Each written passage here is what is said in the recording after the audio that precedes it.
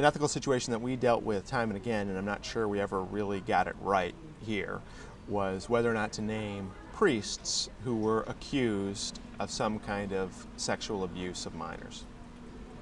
Typically, our standard at this newspaper is if somebody is named in a criminal complaint or in a civil suit, then we will name that person and we'll publish their names in the newspaper.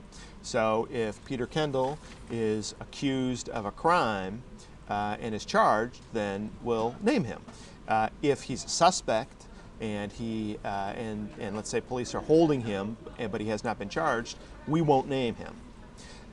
If he's sued, then in a civil complaint, then we'll name him. If somebody says, I'm going to sue Peter Kendall, then we won't name him.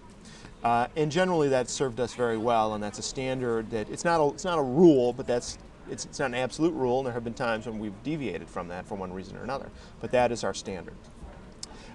With priests, it has become difficult because most of these priests who are being accused aren't being charged with crimes.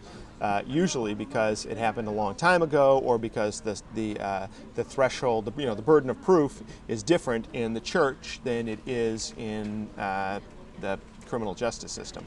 So the church here in Chicago is coming forward and saying, we're going to remove Reverend so-and-so because, for sexual abuse, when in fact he hasn't been charged with anything. So then our dilemma is, do we name Father so-and-so, not Reverend so-and-so, Father so-and-so, do we name him even though he hasn't been charged with a crime? Basically we're saying Father so-and-so is a pedophile because the church has named him as a pedophile.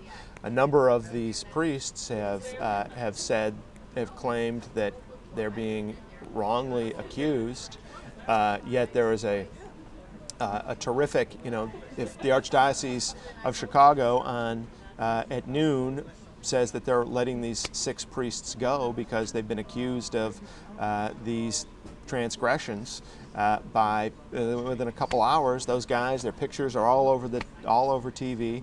We know that the competition is going to publish them. So what do we do the next day?